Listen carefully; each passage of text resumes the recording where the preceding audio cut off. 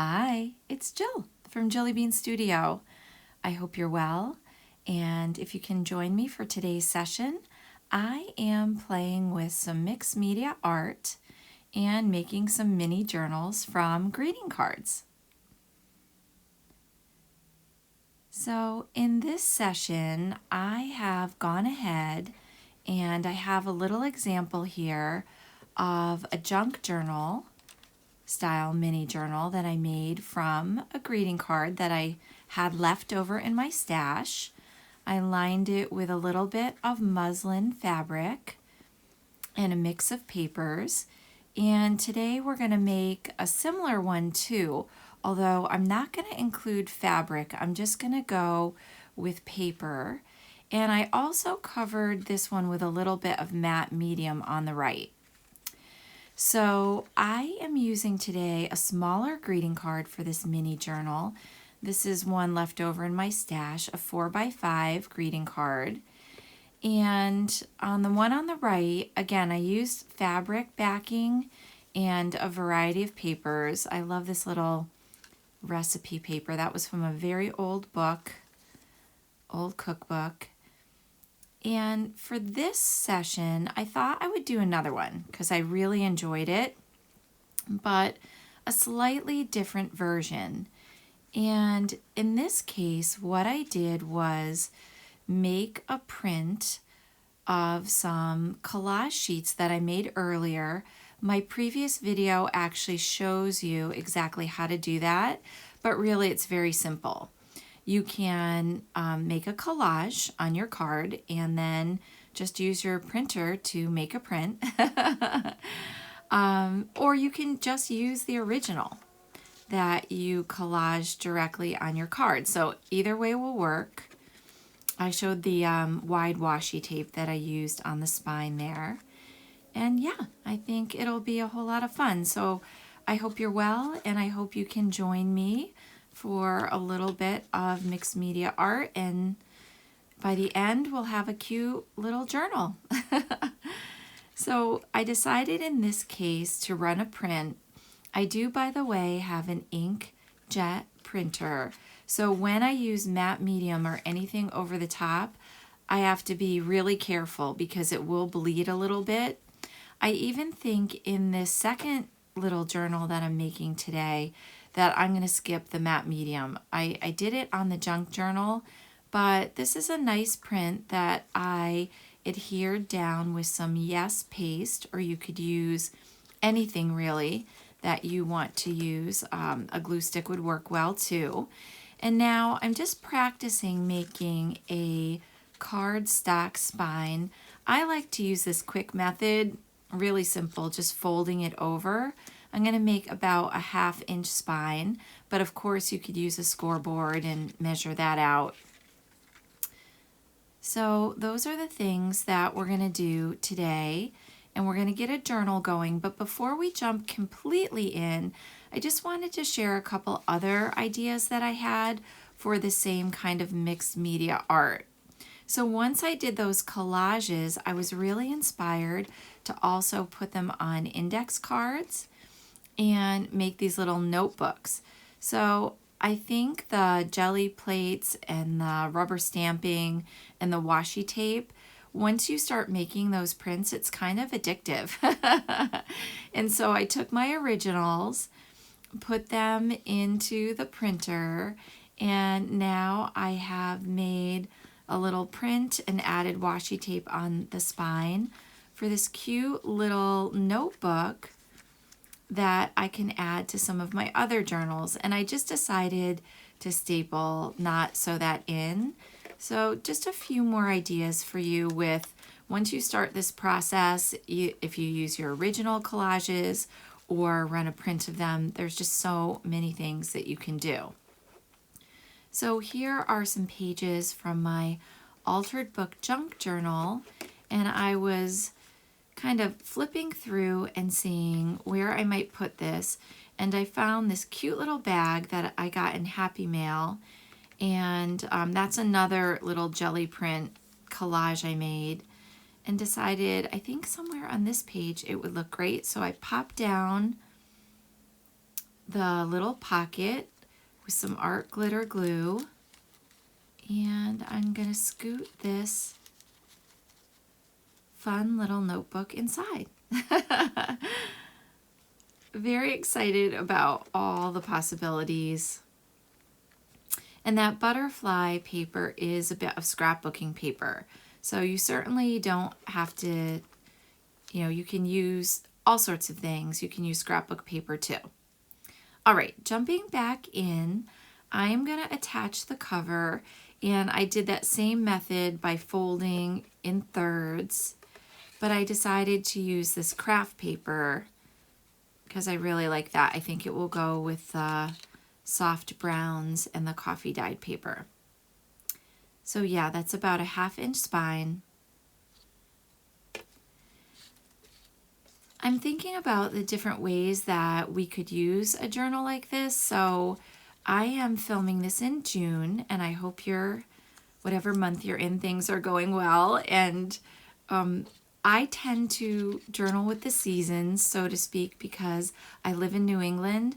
So I get very inspired. Like, for example, this would be a great garden journal because that's something, I have a little garden, or it could also be a wonderful summer journal or even a little travel journal. Just a cute little one for a variety of purposes. And what I'm thinking about now is how I want to attach the spine. I could put it on the outside of the cover, in other words, tuck the cover in, or I could put the cover on top. And that's what I decided to do because the cover, I love the print and I want to show as much as possible. So in this version of the journal, I guess I want to say, I'm going to put it on top. So I'm going to go ahead in with the art glitter glue and line that up. I love the scrapbook paper, and I did some doodling over a jelly print with a white Signo gel pen and a little coffee dyeing on the bottom. That was my original before I ran the print. And just scraps, really. You could use up your scraps for this project for sure. All right, I'm going to clip that down, and then I went ahead and I glued both sides, clamped those down, and also added a little backing, which I'll show you in a minute. But while that's drying, I wanted to jump into this index card art. I have been really inspired. I've seen the index card challenges. There's just so many fun ways to use your mixed media bits and washi tape and scraps. And then I found these Tim Holtz, I think he calls them flashcards. They're double-sided and they have this nice bold font on them. What I decided to do, and I don't know, I tend to do this a lot with the Tim Holtz chipboard cards. I decided to make them a little bit thinner, and I often peel them apart. It's a little bit tricky, but if, I don't know how much of a tip this is, but somehow when I start on the right hand top corner, it always works best. And the other tip I would have if you want to pull apart the chipboard is go really slowly. So the reason I'm doing this is to, not bulk up the card, because I want to use it in my Altered Book junk journal. And it does curl up a bit, but you can get it, you can get it down with some glue stick, or I happen to have the art glitter glue nearby, so I'm going to grab that again. So how are you doing? How is your journaling going? Do you like to play with mixed media, junk journals? I have really been on a roll with this lately, very inspired to add mixed media art to my Altered Book junk journal, as well as play with these little mini journals just for fun. And I'm really loving using up scraps and also playing with jelly plate printing. So again, I'll take you through that process step by step if you care to see it. It's in my previous video and it's in my playlist if you want to see exactly how to do the jelly printing. I start there, and then I went through actually making kind of this pinky pages, just different ones. And then I find it's so fun to make your prints because you can just use them up for journaling cards and all sorts of fun little things you want to add to other journals that you have. So I love these words, story and heart. I'm a big book fan, fiction and nonfiction, and for whatever reason today, these particular words spoke to me. And now I'm going to add some StazOn ink, which is great because it is that permanent ink. But I am going to have a bit of a moment with my acrylic block. This really pretty rose flower print has its moments, and it really doesn't want to stick to the block. I don't know how you fix that, actually. Excuse me. Yeah, it's gonna kind of fall off and give me give me a little trouble there. Pardon me. And yeah, so I end up just trying again and using my fingers to just get it down there. Yeah, not the best printing moment, but if you have a tip for how you keep it on your acrylic block when it doesn't want to stay, I would love to hear that. So anyways, this little index card it's a fun thing to do while you're in the middle of another project as well, and letting that mini journal, all that glue dry.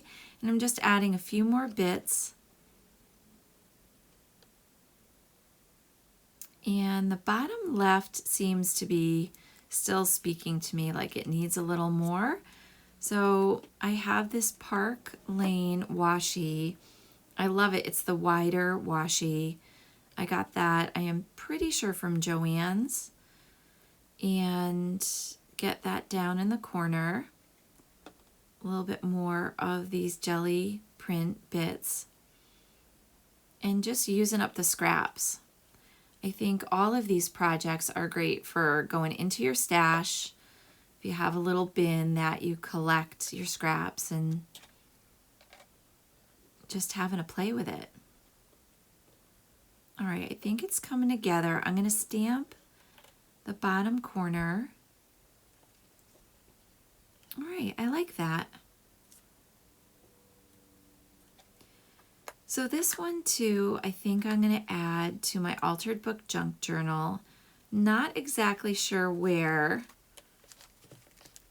but I am liking this page where I put the little notebook. I think the colors kind of play well. And I have a bit more of that bag. So I'm just going to tuck that in. I like to, sometimes if I'm not sure, I'll just pop it in the journal and go back to it later. Okay, so I pulled the clips off and lined the inside of the journal with some tissue paper, just like gift wrap tissue paper that I stamped. I went ahead and did that, and I'm really enjoying the way the cover turned out. So we are on the home stretch for actually making the little journal, and what I used was this matte paper, a little bit thicker quality than copy paper. I coffee dyed some of it, and then I'm just using the blank paper as well. And I'm going to do 5 pages to finish up this journal. So yeah, there's a bit of the coffee dye paper. This way it's sort of a blank journal in a sense, and I could collage in it or write in it, add pictures. Again, I'm not 100% sure how I want to use it. I think there's a lot of great ideas. I'm leaning into a garden journal, but I don't know. I'm just going to line up the papers. So now it's a signature. Make sure they're lined up. And one of the things, I only have one bit of office supply paper in there, like sort of like a little ledger paper. And I just have to make sure, there it is, that it's facing the right way. I don't want to sew it into the journal upside down, which, yes, can happen. And I speak from experience there. And putting on the clips so everything stays in place. I'm going to use a bit of, I think, baker's twine.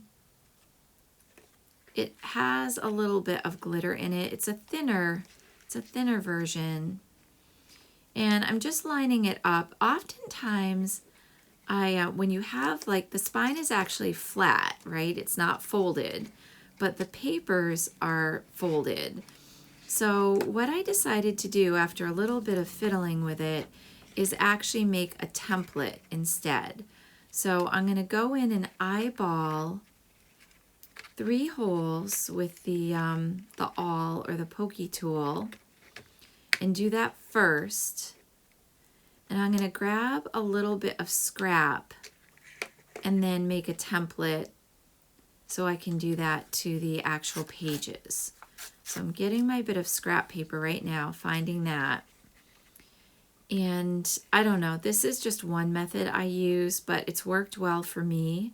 Just gonna take a pencil and line up the holes on this template, because I just find it tricky when you have that flat spine and those folded pages to sort of line them up at the same time. I don't know.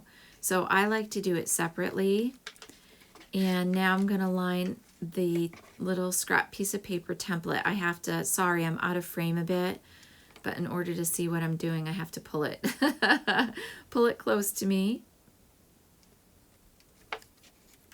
And now I have my holes lined up. And I like to use this little plastic bin I got from the dollar store with a book. And now I have my pencil lines in, and it just helps me line up that holes really well and get all the way through. So again, I have 5 pages, which will times 4 equal a 20-page journal or notebook. And I like to go through with the tool again, just to make sure those holes are all the way through. And I'm going to line them up to do a 3-hole pamphlet stitch. And this is not graceful. I get my binder clips in there, and yeah. But I will get it done. So I hope this whole process from cover to sewing in the actual signature helps you see the sort of beginning, middle, and end. And also, if you haven't tried this before, I really encourage you to give it a whirl. It's such a fun, satisfying project. You really are able to get it done fairly quickly and have a little journal to do whatever you want with. I added a bit of washi tape to hold the string because I was worried I would pull that string through. And now I'm going back up in the middle and through the center hole again. So you probably saw I went from the top hole to the bottom hole as well, so that now I am tying the middle string around that big long string that you do with the 3-hole pamphlet stitch, and just checking that it's tight enough. It's not too loose on the spine. Pulling off my clips, and the exciting part, giving it a good tight tug, couple knots for good measure.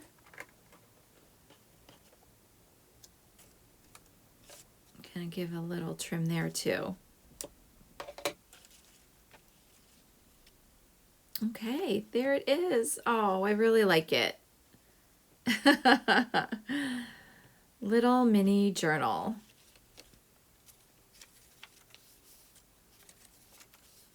Just get the pages in order.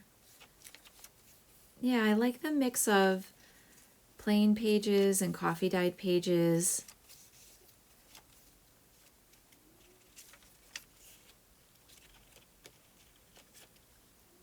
And there it is. All right, so some mini journal ideas, index card ideas, some things to add to your journals. Thank you to all subscribers. I really appreciate you, and thank you so much for watching.